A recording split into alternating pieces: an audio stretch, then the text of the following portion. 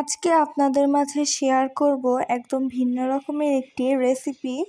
আজকে করে দেখাবো চিংড়ি মাছের মাথা দিয়ে এবং আস্ত চিংড়ি মাছ রয়েছিল ওগুলো দিয়ে একটি মসুর ডালের বড়া।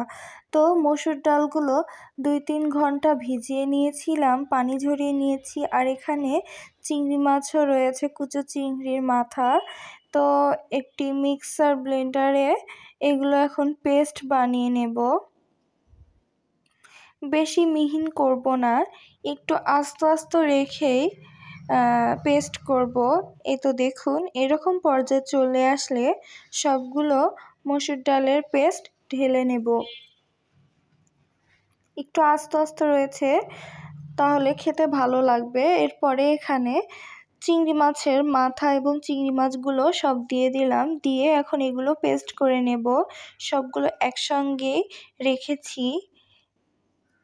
এরপরে এখানে দিয়ে দেব কাঁচামরিচ কুচি আর পেঁয়াজ কুচি। কাঁচামরিচের পরিমাণটি বেশি করে দিয়েছি, কারণ শুকনো মরিচ আজকে অ্যাড করব না।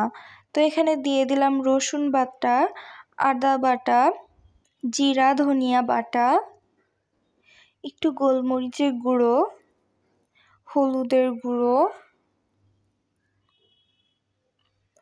আস্ত কয়েকটি জিরা, তাহলে ভালো লাগবে খেতে। এরপরে দিয়ে দিলাম স্বাদমতো লবণ। লবণ দিয়ে এখন হাত দিয়ে খুব ভালোভাবে মাখিয়ে নেব। শীতকালে এরকম মুখরোচক খাবার খেতে ভালোই লাগে, আর তা যদি হয় গরম ভাতের সঙ্গে তো কোনো কথাই নেই। আর এই বড়াটি খেতে অনেক ভালো লাগে। অনেকে জানেন না যে চিংড়ি মাছের মাথা দিয়েও করে কিনা। তো আজকে আপনাদের মাঝে এই রেসিপিটি শেয়ার করলাম। যাদের যাদের দেখে খেতে ইচ্ছে করবে তারা বানিয়ে খেতে পারেন। রেসিপিটি কিন্তু অনেক মজা, একবার খাইলে বারবার খেতে ইচ্ছে করবে এরকম একটি রেসিপি। এর আগে চিংড়ি মাছের শুটকি দিয়েও আপনাদের মাঝে শেয়ার করেছিলাম, ওইটাও অনেক মজা ছিল। এই তো আমার মাখানো শেষ। এখন ফ্রাই প্যানে আগে তেল দিয়ে কয়েকটি বড়া ভেজে নিয়েছিলাম। এই তো সবগুলো বড়া এখন উল্টিয়ে পাল্টিয়ে নিচ্ছি। খুব সহজ একটি বড়া আপনাদের মাঝে শেয়ার করলাম। এটি কম সময়ে আপনারা বানিয়ে নিতে পারবেন। চিংড়ি মাছ দিয়েও এটি বানানো যায়।